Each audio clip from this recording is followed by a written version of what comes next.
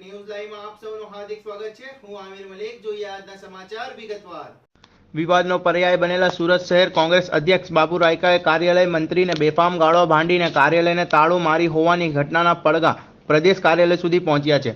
3 દિવસ પૂર્વે પ્રદેશ કોંગ્રેસની વર્ચ્યુઅલ રેલીનો કાર્યક્રમ મકાઈપુલ સ્થિત જૂની કોંગ્રેસ કાર્યાલય યોજવામાં આવ્યો હતો, જેમાં શહેરના ટોચના નેતાઓ અને કાર્યકર્તાઓ ઉપસ્થિત રહ્યા હતા। જો કે રેલી બાદ બાબુ રાયકાના પુત્ર ઋષિન રાયકા સાથે કાર્યાલય મંત્રી ધર્મેશ મિસ્ત્રીના ભેસ થઈ જતા મામલો બગડ્યો હતો। 2007થી જૂની કોંગ્રેસ કાર્યાલયના મંત્રી તરીકે સેવારત ધર્મેશ મિસ્ત્રી સાથે બોલાચાલી બાદ શહેર કોંગ્રેસ અધ્યક્ષ બાબુ રાયકાએ ધર્મેશને બેફામ ગાળો ભાંડીને કાર્યાલયની ચાવીનો કબજો લઈ લીધો હતો।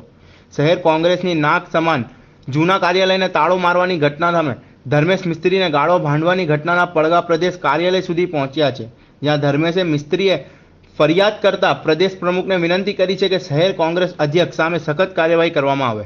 બાબુ રાયકાના બગડેલા બોલથી એક જૂથમાં નારાજગી છે તો બીજા જૂથના સભ્યો ખુશીથી ઝૂમી ઉઠ્યા હતા।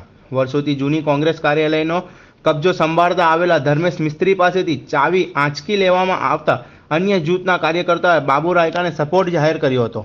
જૂના કાર્યાલય પર બેસતા 2-5 કાર્યકર્તાઓથી આખું શહેર કોંગ્રેસ નારાજ હતું, પરંતુ ચાવી લેવાની બાબુ રાયકાની રીત ખોટી હોવાથી આ મામલામાં ધર્મેશ મિસ્ત્રીનું પલડું ભારે જણાઈ રહ્યું છે।